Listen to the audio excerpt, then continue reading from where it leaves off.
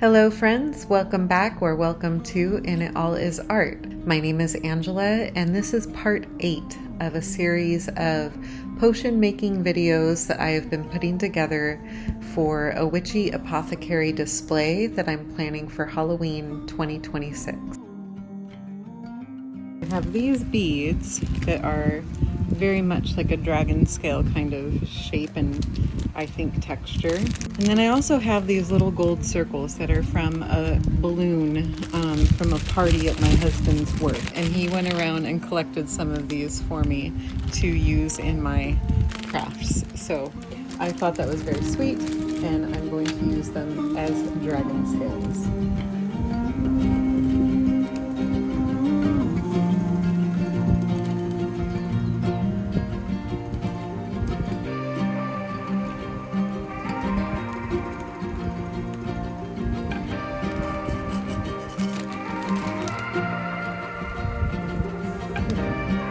Confetti. I think it's really apt that they're gold.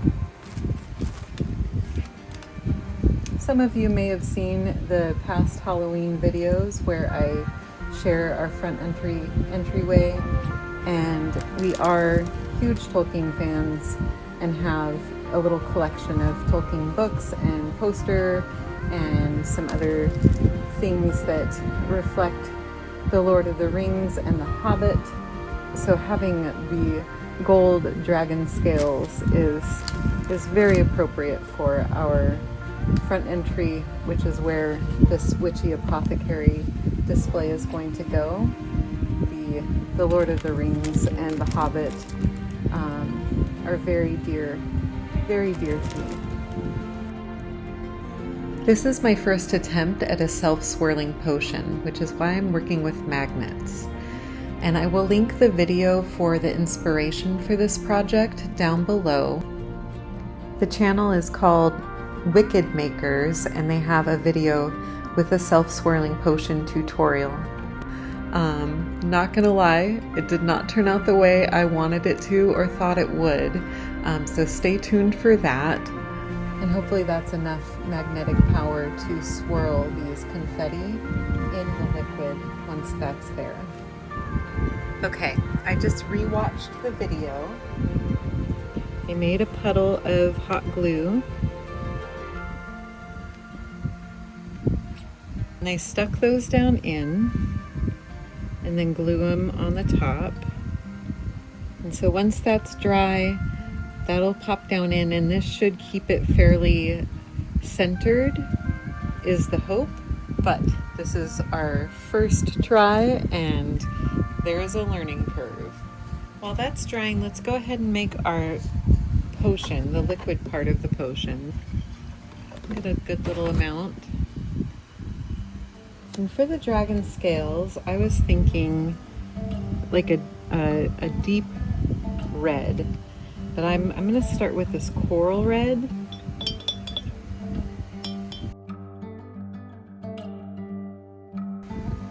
I like the shimmer in that. And then the red blue.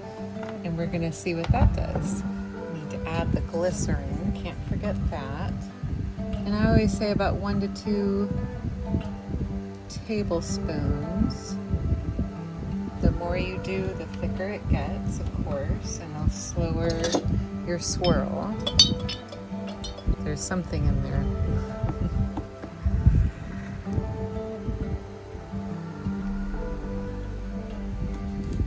Okay. Let's start with the gold. And this is not mica powder, but it will add some depth and shimmer to it. And as we know, dragons love their gold. Look at that. That already looks pretty cool. Let's try this one next. Just a touch.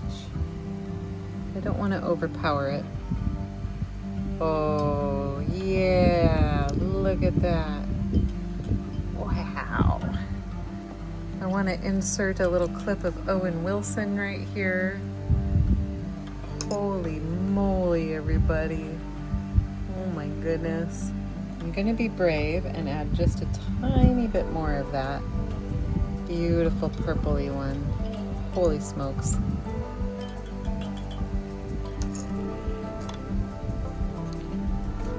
And at the risk of doing too much, which I tend to do, I am going to add some of the bluish red. Wow. Okay. So, I am not bad. I am not mad at that. That is so pretty. I think it wants more gold, honestly. We're just gonna put all of the different golds in. This one's more of a shiny gold. This one's more of a yellowy gold. I don't think our dragon will be upset. Holy smokes. Wow.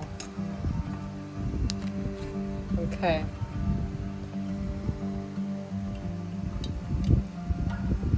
I think this will be neat because it will have a layer of gold on top. It's blowing. There's gonna be gold all over my garage. That's funny. Okay. I have the fan going because it's quite warm. I do like this because I think that it will coat the bottle, and I'm pretty excited about that idea. Oh, I nearly forgot. Getting ahead of myself. So I'm gonna take this and kind of clean it up a little bit.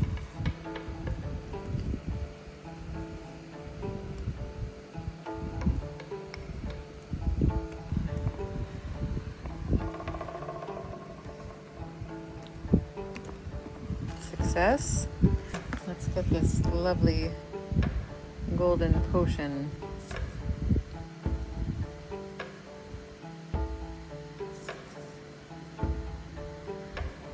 That totally reminds me of that scene in The Hobbit where they melt the giant dwarf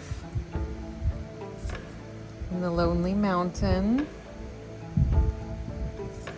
and Smaug comes in and looks up at it and is spellbound, and then it melts and coats him, and he flies away and spreads golden sprinkles all over before he goes over to the Lake Town folks. So that's what we've got. Not bad. Not bad at all. I'm gonna just shake it up and see what happens.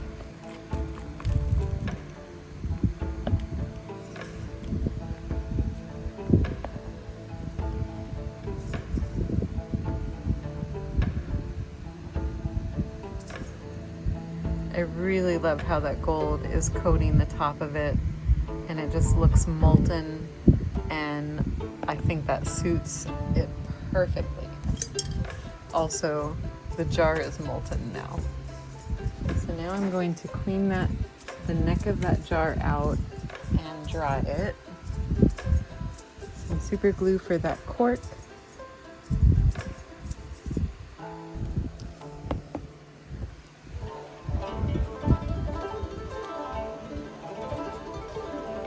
And whatever has super glue on the outside of that sticker, we'll just get some gold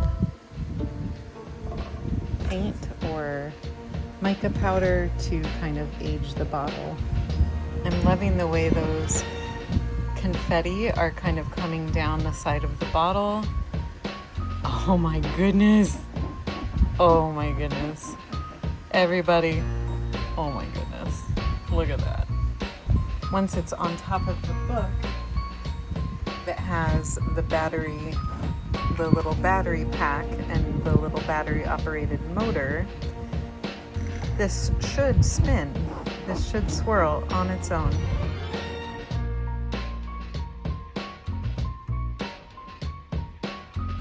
But I'm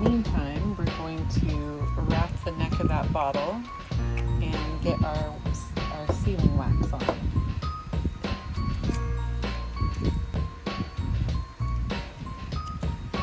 I think I'm actually going to use wire on this one.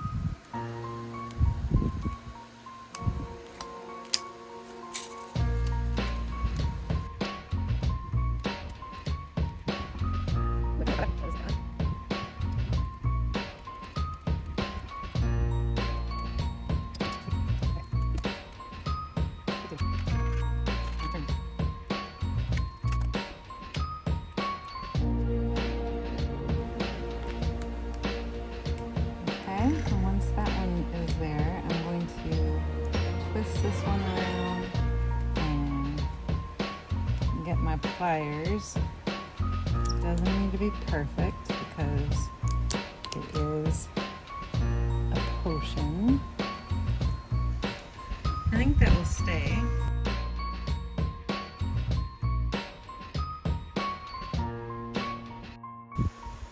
Another one down.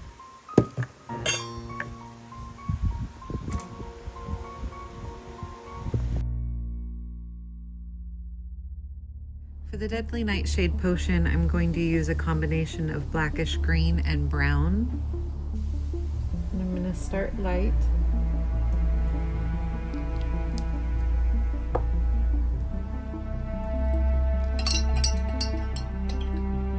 There we go.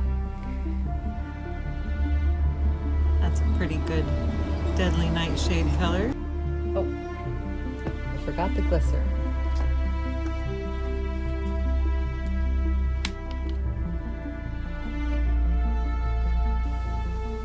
I like it. Because I want to see what happens with just that magnet down in there.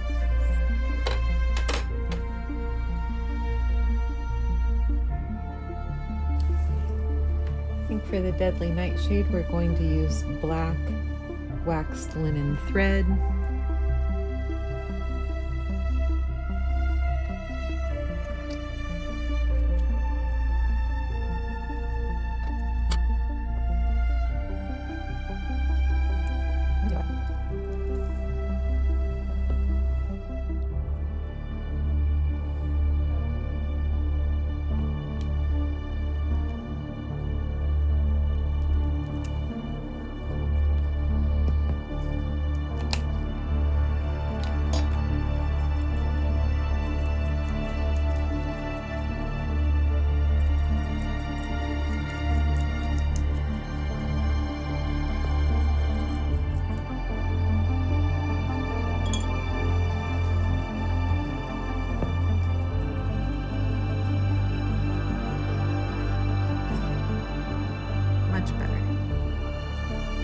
Thank you so much for joining me today and for taking the time to watch. I hope you enjoyed it. I hope you're getting some inspiration. I know I am feeling so excited for decorating for Halloween this year. I can't wait to create the Witchy Apothecary bookshelf. Stay tuned for the next episode where I battle a book and try to create a self-spinning potion. Emphasis on try.